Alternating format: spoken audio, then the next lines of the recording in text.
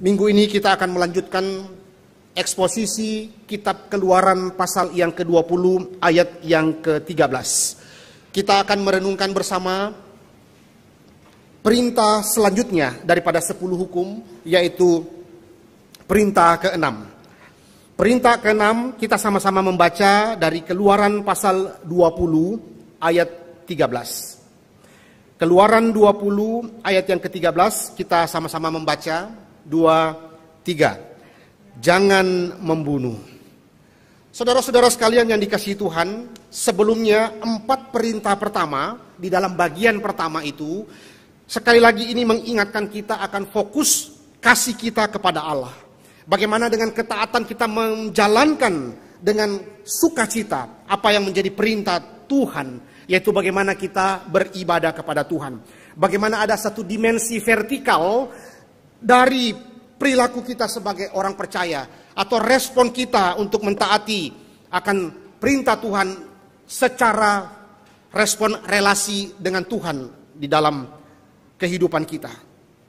Lalu di dalam bagian kedua, di dalam 10 hukum itu berbicara tentang relasi kita dengan sesama. Dimulai dengan hukum ke-5 sampai hukum ke-10. Dan saudara-saudara sekalian, menariknya di dalam bagian ini bahwa ada satu hubungan antara bagaimana bagian pertama itu dengan bagian kedua itu saling melengkapi, di mana perintah pertama sampai ke-4 itu merujuk kepada satu pemahaman bagaimana kita belajar menghormati Tuhan, khususnya di dalam ibadah, dalam kehidupan kita, bagaimana kita beribadah hanya kepada Tuhan saja, beribadah hanya dengan cara Tuhan saja, bukan dengan cara kita, menghormati Tuhan dengan menyebutkan namanya dengan benar, tidak dengan sembarangan, dan bagaimana kita menempatkan waktu kita beribadah dengan benar. Dan semua itu berbicara tentang bagaimana kita menghormati Tuhan, khususnya di dalam konteks ibadah di dalam kehidupan kita.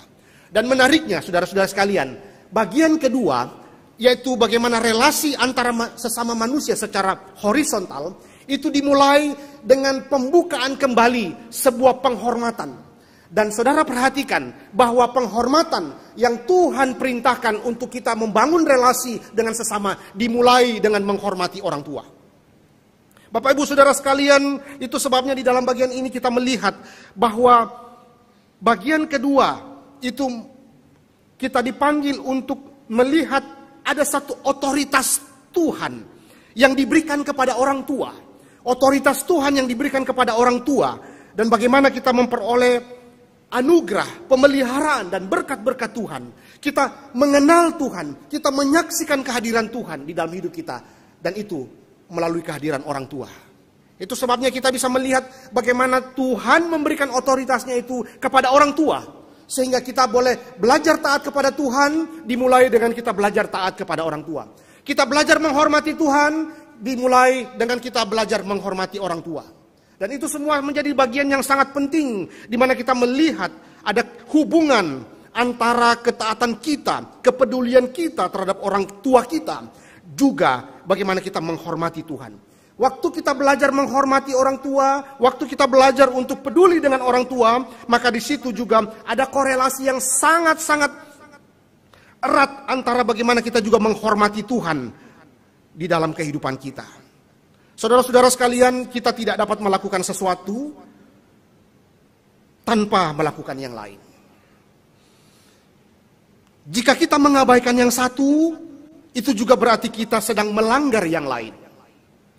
Maka kita mesti melihat 10 hukum ini secara lengkap, secara komprehensif, untuk melihat satu relasi yang saling melengkapi dan tidak boleh dipisahkan. Oh, saya hanya mau lakukan ini, tidak yang ini, tidak saudara. Waktu kita tidak melakukan yang lain, maka kita mengabaikan yang ini. Waktu kita tidak taat kepada yang ini, maka kita pun juga sedang mengabaikan dan tidak melakukan yang lain. Itu sebabnya menjadi satu kesatuan yang tidak bisa dipisahkan. Nah, sekarang masuk di dalam perintah ke-6. Perintah ke-6 ini berbicara tentang 2 kata saja, secara pendek terlihat, tetapi mengandung pengertian yang begitu dalam untuk kita hayati hari ini. Dan bukankah perintah jangan membunuh ini, yang seringkali kita anggap itu sederhana, yang seringkali kita anggap itu seperti menyepelekan hal itu, ternyata saudara, ternyata kita setiap hari bisa melakukan sebuah pembunuhan. Kok bisa, Pak? Ya, karena Alkitab begitu sangat jelas menjelaskan kita bahwa ternyata makna jangan membunuh itu bukan saja berbicara tentang satu hal saja, tentang fisik saja. Tetapi ternyata di dalam PL dan PB yang menjadi satu kelengkapan, kita melihat bahwa ternyata yang namanya pembunuhan itu seringkali ada di dalam kehidupan kita. Bapak Ibu Saudara sekalian, saudara coba renungkan. Perintah ke-6 ini memang merupakan satu perintah yang Tuhan berikan kepada bangsa Israel di Gunung Sinai melalui Musa. Tetapi jangan lupa bahwa ternyata yang namanya perintah jangan membunuh ini itu sudah dimulai di dalam kitab Kejadian. Saudara lihat di dalam bagian ini, karena perintah yang dinyatakan dalam perintah ke-6 ini pada kenyataannya itu adalah salah satu perintah pertama yang dilanggar oleh manusia di kitab Kejadian. Saudara tentu langsung terbayang tentang peristiwa Kain dan Habel. Saudara tentu langsung terbayang dengan peristiwa Bahtranu.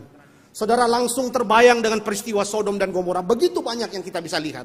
Mari kita perhatikan pertama. Kejadian 4 ayat yang ke-8 sampai 12. Mari kita lihat saudara.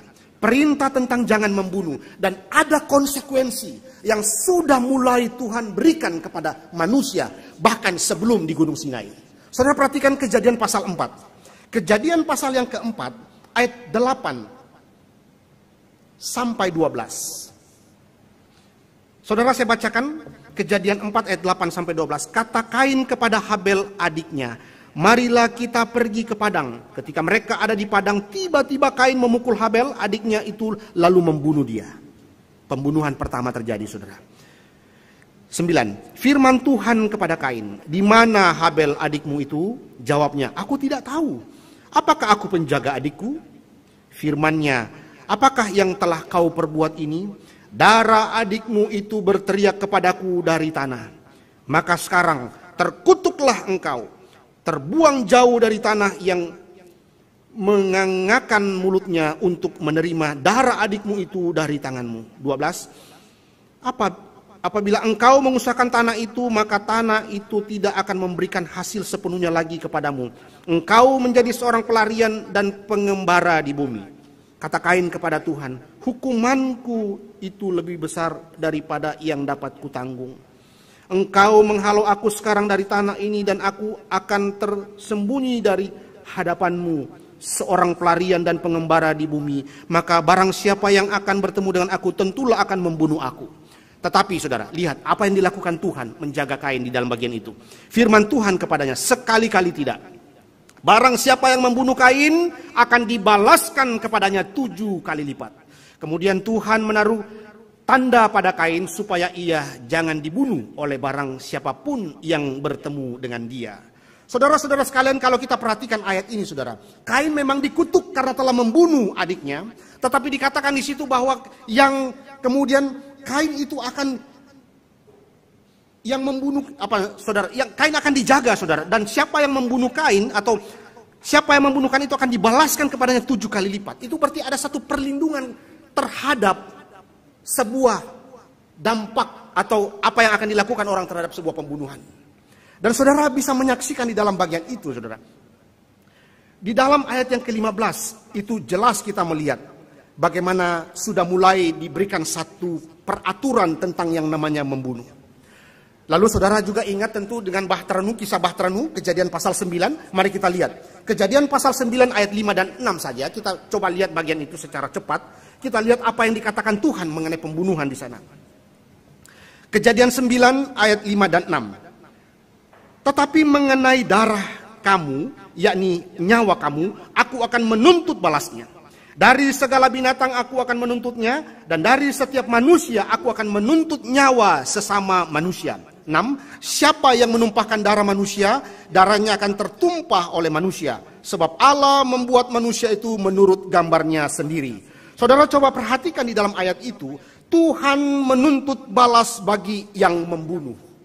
Itu sudah mulai diberikan satu peraturan ini saudara, bahkan sebelum di Gunung Sinai. Maka Bapak Ibu Saudara sekalian kita melihat betapa ini menjadi sesuatu hal yang menarik untuk kita terus renungkan di dalam pemahaman tentang jangan membunuh ini. Nah, Bapak Ibu Saudara sekalian, tetapi hari ini banyak manusia hari ini itu sebetulnya telah menciptakan budaya kematian dalam hidupnya sendiri. Budaya yang sangat sedikit menghargai tentang kehidupan manusia. Saudara-saudara sekalian, bahkan di dalam bagian itu dikatakan, di dalam kenyataannya kita melihat bahwa cara manusia hari ini, bagaimana memperlakukan manusia yang lain, sejak bahkan di dalam kandungan sampai dia tua, itu bagaimana memperlakukan kehidupan itu. Dan seringkali kita gagal di sana. Dari kandungan nanti kita akan bahas bagaimana terjadinya pelanggaran aborsi dan sebagainya. Dari kemudian ketika orang itu sudah tua, berapa banyak sih orang-orang hari ini yang tetap menjaga orang tuanya. Ataupun ketika orang tuanya itu sudah sakit-sakitan, bagaimana dia sedang mempertimbangkan kehidupan hidup dan mati. Itu semua adalah pergumulan yang dekat dengan kita. Dan itu sebabnya hari ini kita mau diingatkan firman Tuhan. Bagaimana seharusnya kita berespon sebagai umat Tuhan, meresponi tentang jangan membunuh ini. Saudara-saudara sekalian, bagaimana kita memperlakukan kehidupan manusia, itu menjadi sesuatu konsep yang menjadi dasar meresponi atau merenungkan tentang jangan membunuh ini. Ada satu penghormatan terhadap kehidupan seorang manusia. Karena dikatakan bahkan di dalam kitab Kejadian bahwa manusia dicipta menurut gambar dan rupa Allah. Saudara-saudara sekalian, maka tentu kita akan melihat lebih jauh bahwa perintah ini memberikan kita kewaspadaan, saudara.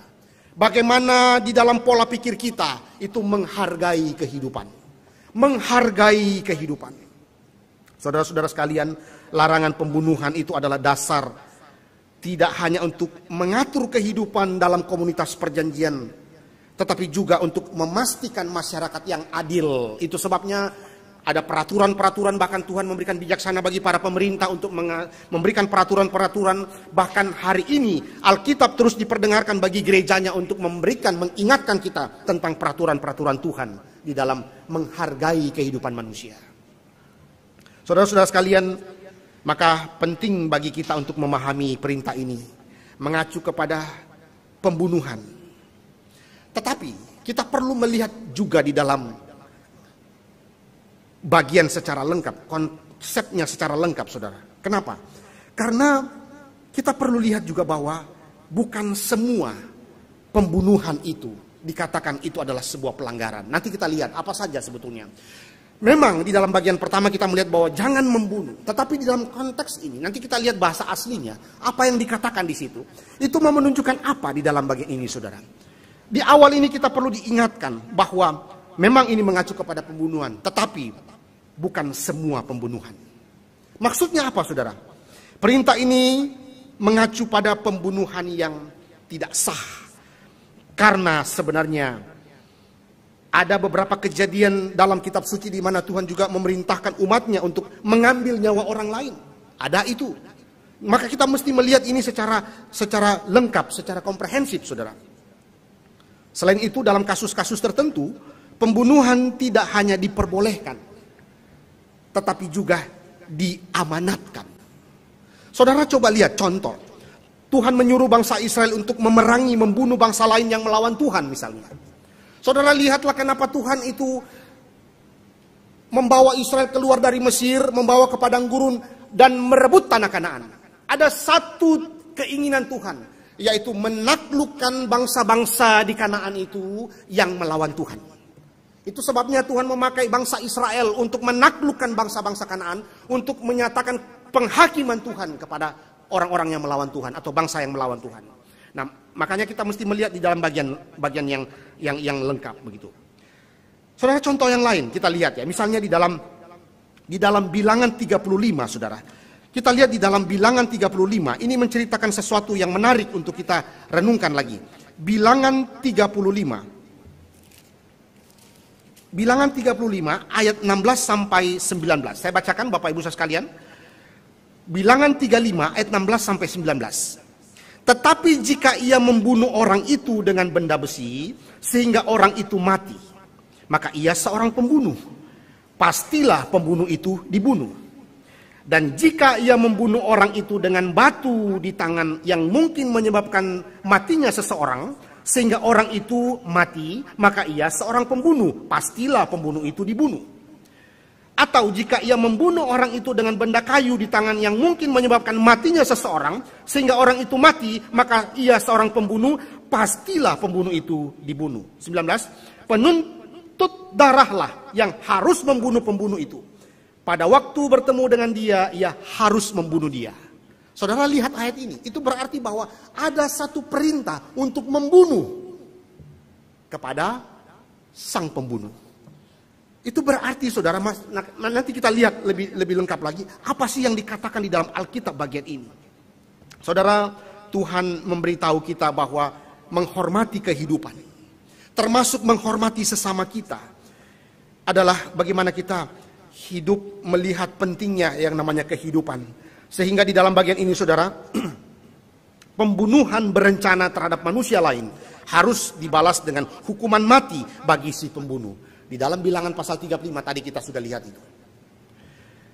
Lalu saudara lihat lagi, apa yang dikatakan Rasul Paulus di dalam perjanjian baru. Roma pasal 13. Kita lihat Roma pasal 13. Ada juga pembunuhan yang memang itu menjadi amanat. Memang itu seperti memang harus dilakukan. Roma 13 saudara. Roma 13 ayat 1 sampai 7, tetapi saya akan ambil saja ayat 4 karena waktu terbatas untuk kita lihat apa yang dikatakan di situ. Saudara jangan lupa bahwa pemerintah itu wakil Tuhan. Pemerintah ditetapkan oleh Tuhan. Saudara lihat ayat yang keempat, Roma 13 ayat 4. Karena pemerintah adalah hamba Allah untuk kebaikanmu. Tetapi jika engkau berbuat jahat, takutlah akan dia, karena tidak percuma pemerintah menyandang pedang. Pemerintah adalah hamba Allah untuk membalaskan murka Allah atas mereka yang berbuat jahat. Itu sebabnya Tuhan memberi bijaksana. Itu sebabnya banyak negara-negara kemudian memberlakukan hukuman mati bagi para penjahat, termasuk kita di Indonesia. Ada peraturan ini diterapkan, saudara, bagi orang-orang yang telah merusak jiwa orang lain, orang-orang yang telah membunuh orang lain.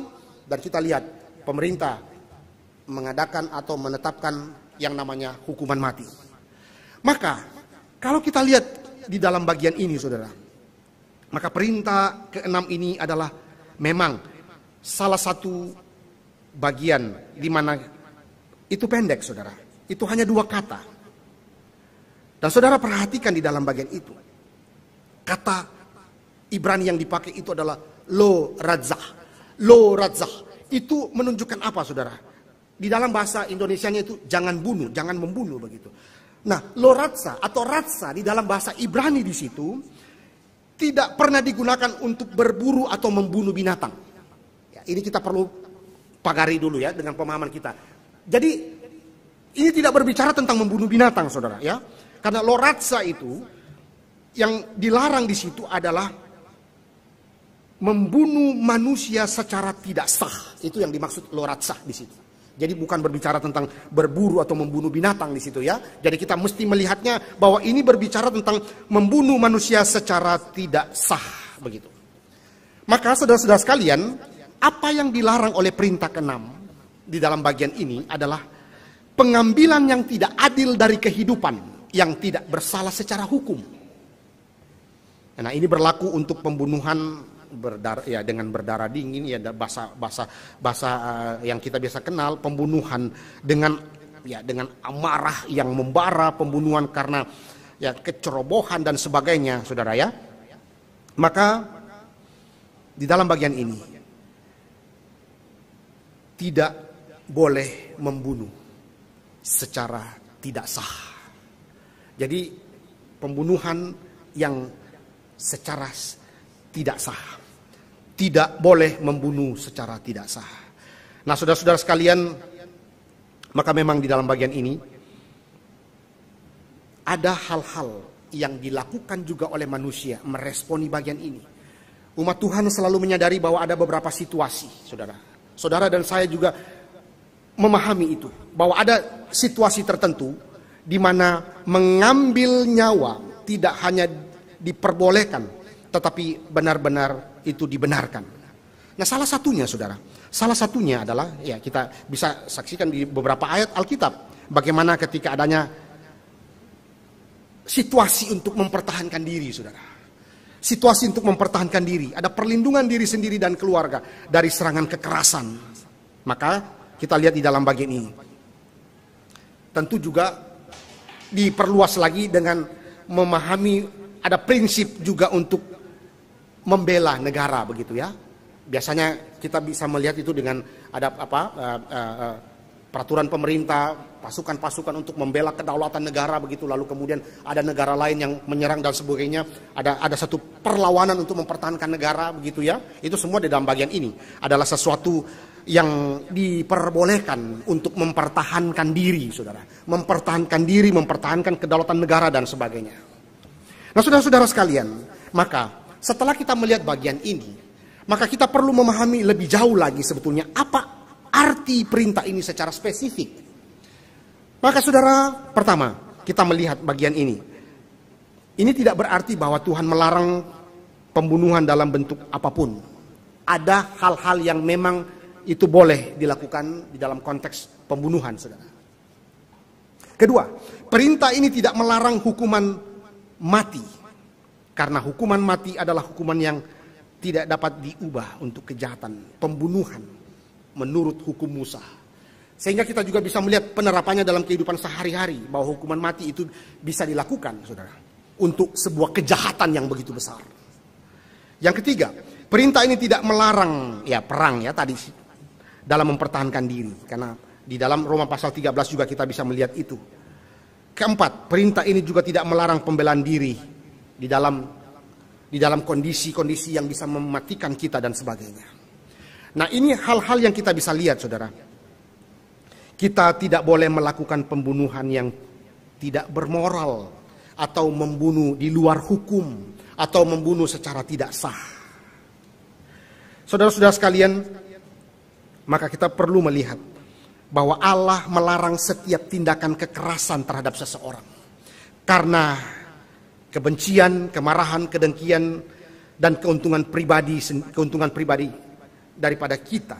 Bahkan dikatakan di situ bahwa kita tidak akan pernah mengambil nyawa manusia kecuali Tuhan telah memberikan kepada kita otoritas itu. Dan bahwa otoritas itu memiliki persetujuan dari firman Tuhan yang kudus itu. Maka tidak boleh ada pembunuhan tanpa persetujuan dari firman Tuhan. Saudara-saudara sekalian, maka di dalam bagian ini kita lihat lebih luas lagi, kita bisa memahaminya. Karena itu yang namanya bunuh diri, aborsi, penelitian sel induk embrionik, dan apa yang secara halus disebut sebagai eutanasia atau pembunuhan, yaitu semua hal ini perlu memikirkan satu pertimbangan bahwa itu adalah sebuah larangan di dalam pembunuhan itu. Saudara, intinya apa? Intinya adalah bahwa kehidupan hanya dapat diambil oleh otoritas Tuhan. Kehidupan hanya boleh diambil oleh otoritas Tuhan untuk kepentingan pelestarian kehidupan secara langsung. Kehidupan hanya bisa diambil oleh otoritas Tuhan untuk kepentingan pelestarian kehidupan secara langsung. Inti dari perintah itu ada dua sebetulnya. Pertama, kita melihat kita harus sangat berhati-hati dalam hal kehidupan. Dan kedua, perintah ini juga menyerukan kita untuk menghormati kehidupan demi kehidupan secara hukum. Hukuman mati tentu diperlukan karena ada satu konsep di sana untuk menghormati kehidupan. Karena itu mengapa Tuhan melarang kita untuk membunuh?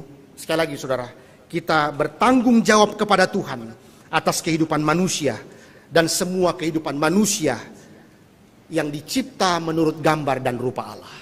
Saudara, di dalam benak kita itu mesti ada satu konsep kepada orang lain bahwa mereka pun juga dicipta menurut gambar dan rupa Allah. Sehingga kita tidak boleh mempermain-mainkan kehidupan mereka, kehidupan sesama kita. Maka beberapa hal ini menunjukkan bagian-bagian tertentu untuk kita sama-sama renungkan. Mengapa tidak boleh membunuh? Saudara, di dalam Alkitab itu jelas ketika adanya hukuman mati misalnya seperti itu. Justru karena hidup itu berharga sehingga seseorang yang mengambilnya secara tidak sah harus dihukum mati. Apa yang membuat hidup begitu berharga adalah bahwa setiap manusia dicipta menurut gambar dan rupa Allah. Itu sebabnya Calvin mengatakan ini dengan begitu tegas. Sesama kita menyandang gambar dan rupa Allah, maka menyalahgunakan dia adalah melakukan kekerasan terhadap pribadi Tuhan yang menggambarkan dirinya dalam setiap jiwa manusia. Maka ketika kita bermain-main dengan jiwa manusia, itu sebetulnya kita sedang menyalahgunakan dia, atau kita sedang tidak menghormati Tuhan, melakukan pelanggaran-pelanggaran terhadap perintah Tuhan. Karena manusia dicipta menurut gambar dan rupa Allah.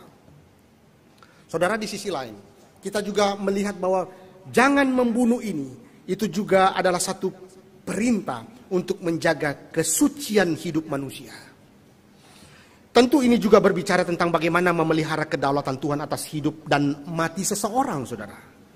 Maka mengambil nyawa secara tidak sah, itu berarti melanggar perintah Tuhan, kedaulatannya atas hidup dan mati seseorang.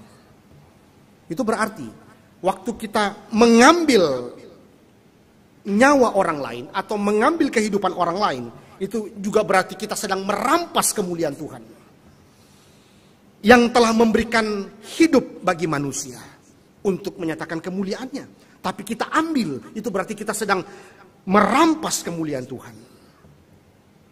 Saudara, maka di dalam bagian ini kita diingatkan bagaimana memahami lebih jauh tentang yang namanya jangan membunuh.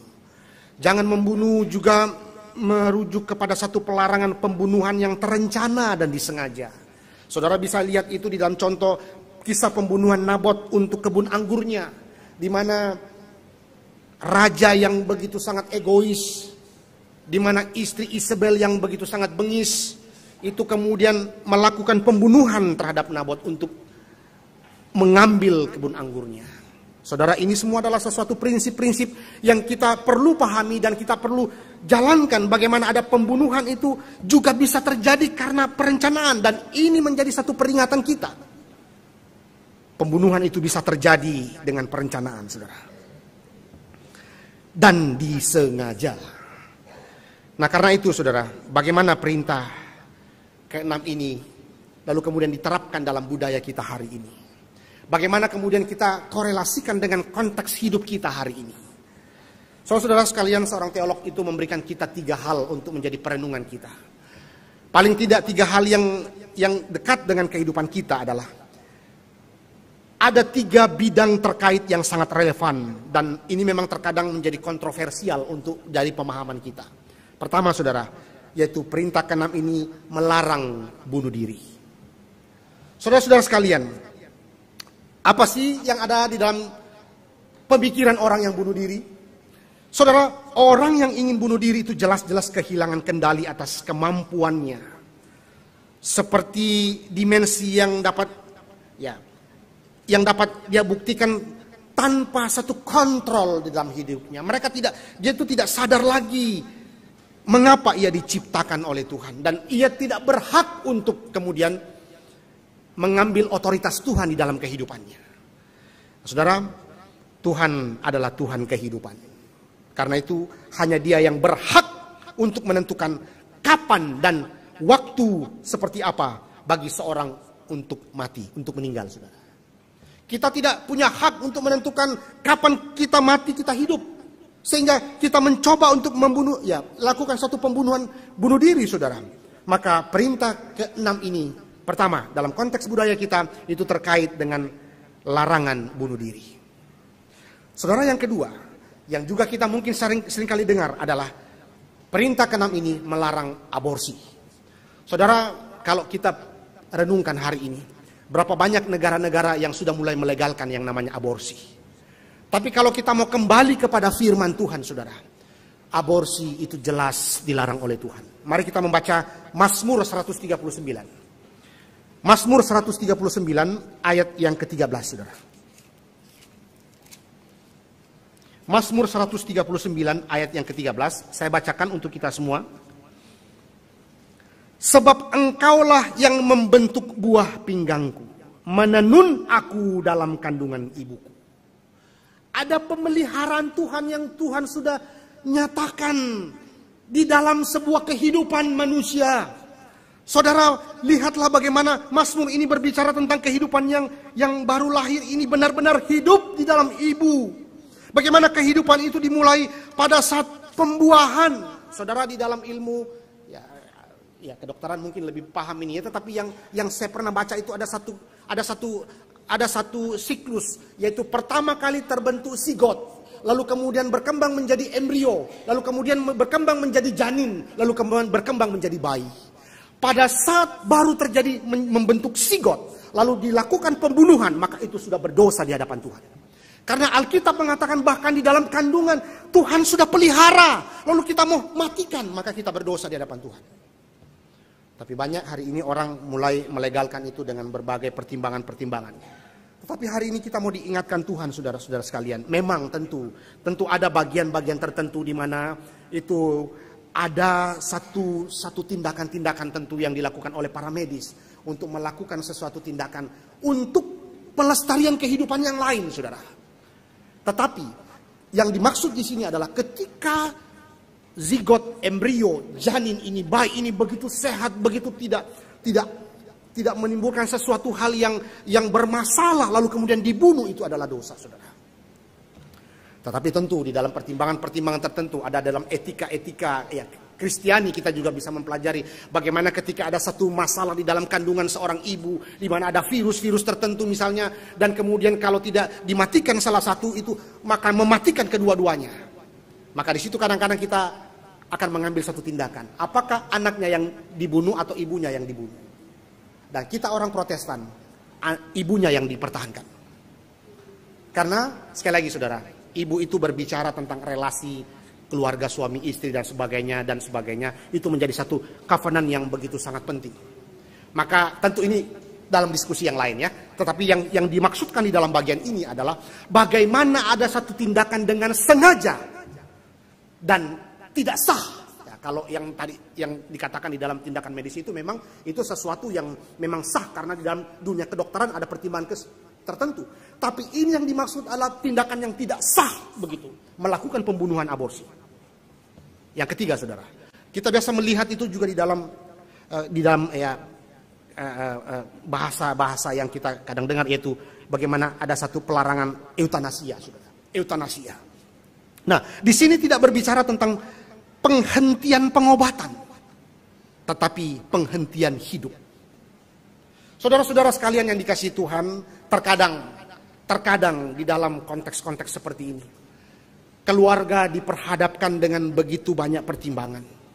Keluarga diperhadapkan dengan begitu banyak pergumulan bagaimana menghadapi keluarganya yang sedang sakit dan terus saja menderita dan sebagainya. Apa yang harus dilakukan?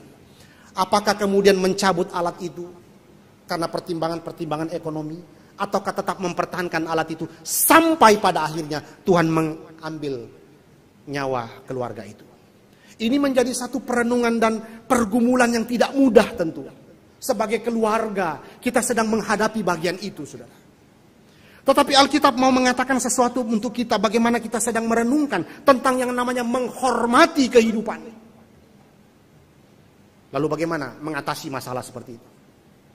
Di dalam perenungan saya secara pribadi, saudara, apa yang dilakukan adalah bagaimana terus mempertahankan kehidupan itu sampai pada akhirnya memang sungguh-sungguh tidak bisa lagi.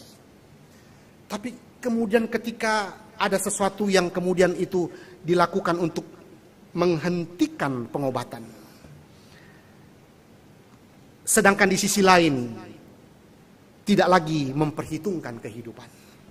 Saudara, tentu ini memang menjadi pergumulan kita masing-masing ya, tetapi kita coba merenungkan ini. Di sini tidak berbicara tentang penghentian pengobatan, tetapi penghentian hidup, saudara.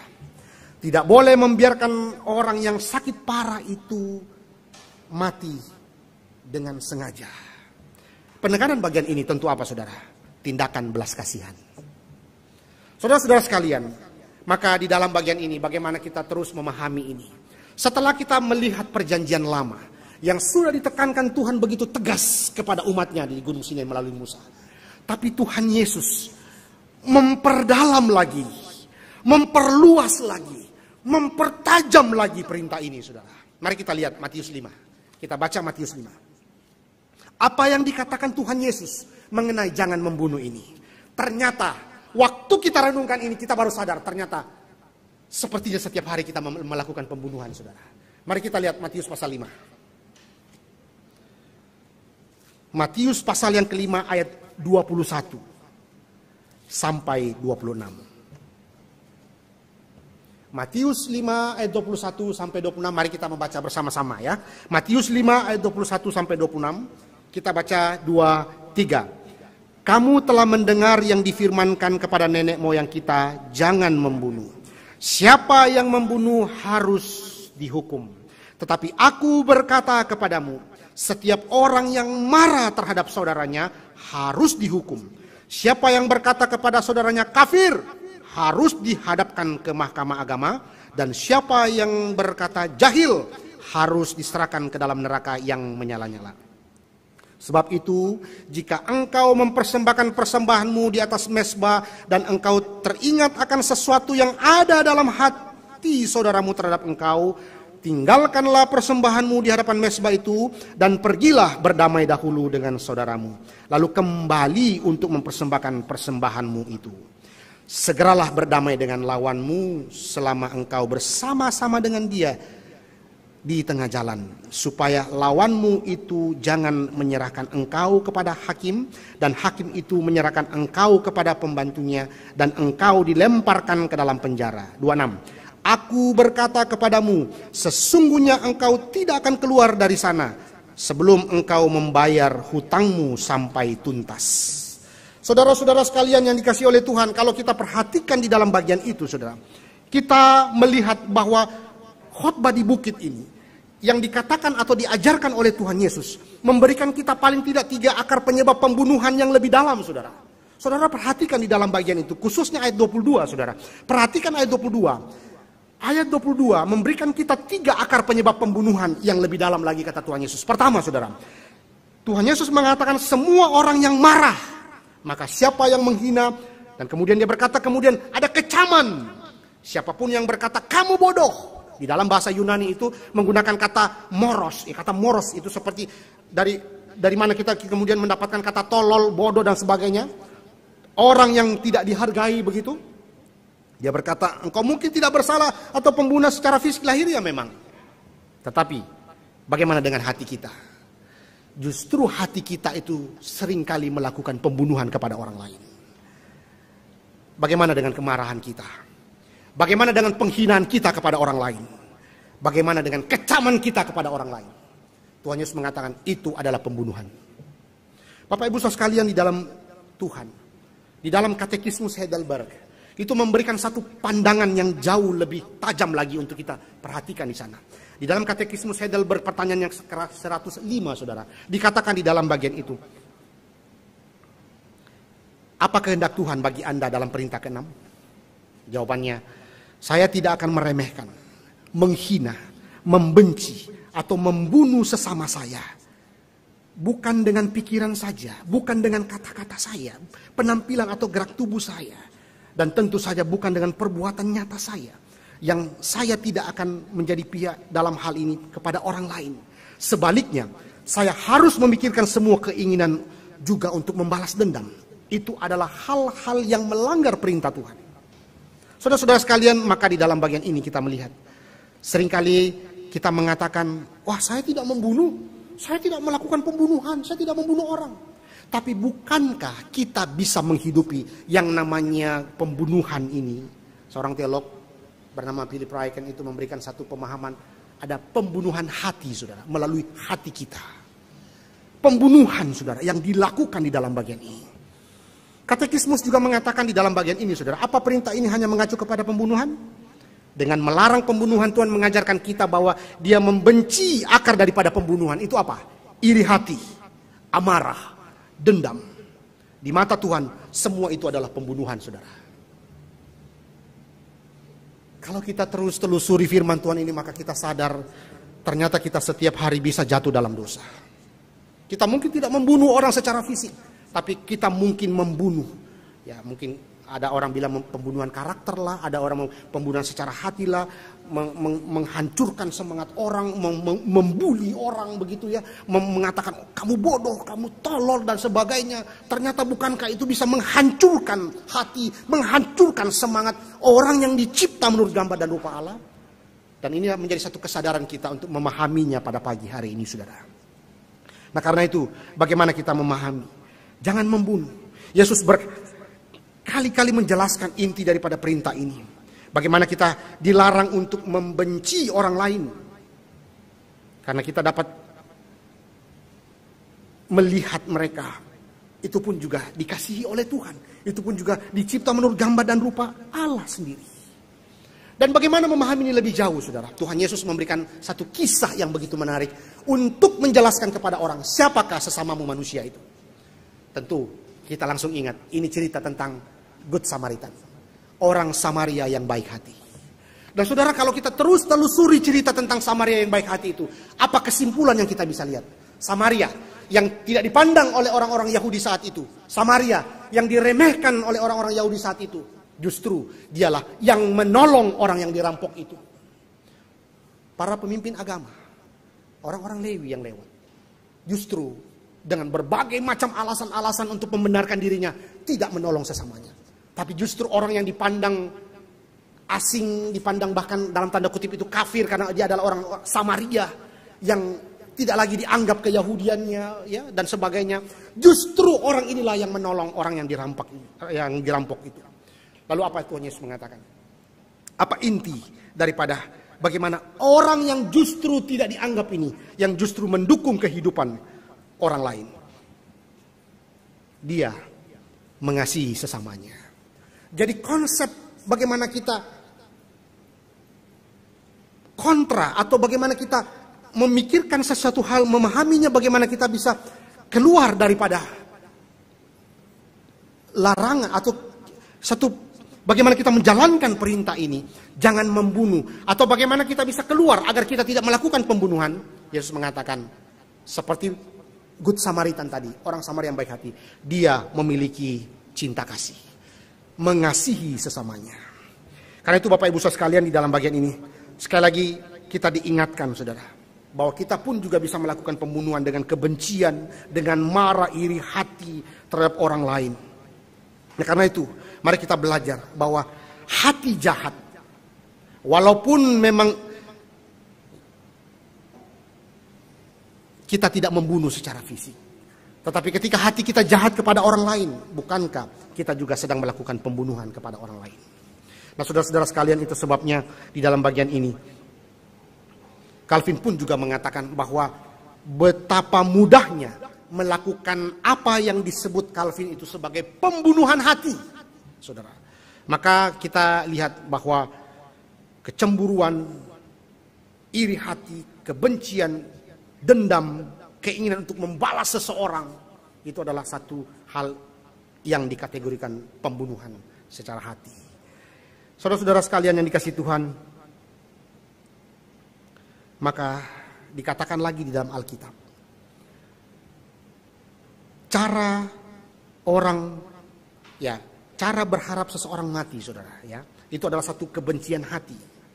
Karena seperti yang dikatakan oleh Alkitab, siapapun yang membenci saudaranya, ia sebetulnya adalah seorang pembunuh.